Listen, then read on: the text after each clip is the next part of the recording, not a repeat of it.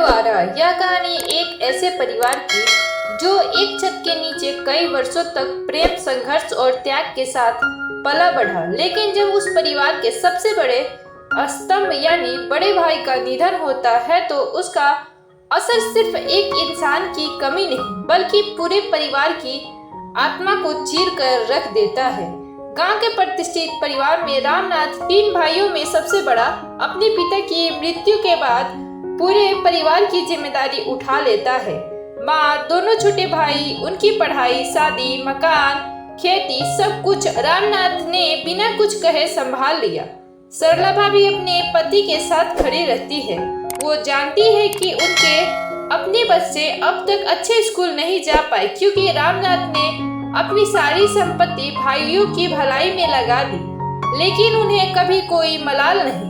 रामनाथ को अचानक heart attack आता है। इलाज के लिए पैसे की जरूरत पड़ती है तो शिवनाथ और कमलनाथ दोनों दूरी बना लेते हैं। इलाज के लिए खेत गिरवी रखने पड़ते हैं। राजू, बड़ा बेटा, कहता है, पापा ने सबके लिए किया, आज उनके लिए कोई नहीं है। रामनाथ के निधन के बाद परिवार जैसे बिखर जाता है। गांव में सबसे सादा अंतिम संस्कार होता है क्योंकि कोई खर्चा उठाने को तैयार नहीं होता। 13वीं के दिन ही शिवनाथ कहता है, अब जब भैया नहीं रहे तो हमें संपत्ति बांट लेनी चाहिए।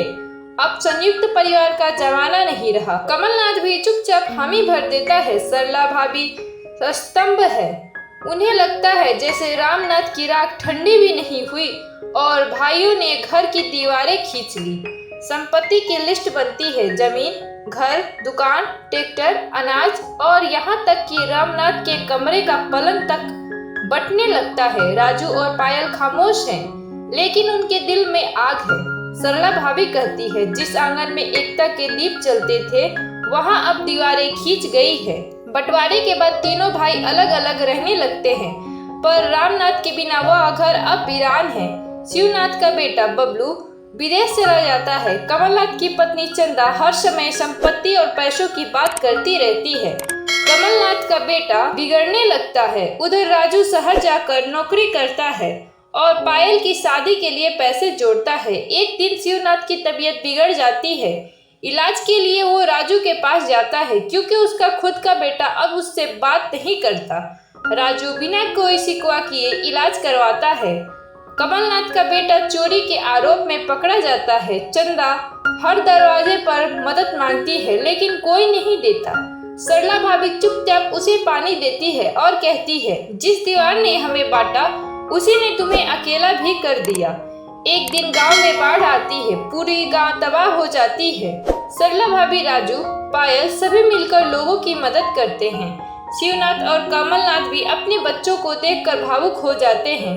फिर एक दिन रामनाथ की बरसी पर सब एक जगह जमा होते हैं। राजू कहता है, पिताजी ने बंटवारा नहीं किया था क्योंकि उन्हें पता था कि संपत्ति बांटी जा सकती है, परिवार नहीं। शिवनाथ और कमलनाथ रो पड़ते हैं। दोनों रामनाथ की तस्वीर के आगे हाथ जोड़ते हैं और कहते हैं, भैया, हमसे गलती हो गई। आपने जो जोड़ा हम उसे बांध बैठे। रामनाथ की स्मृति में गांव में एक स्कूल खोला जाता है। उसका नाम रखा जाता है रामनाथ स्मृति विद्यालय, जहां परिवार से बढ़कर कोई दौलत नहीं।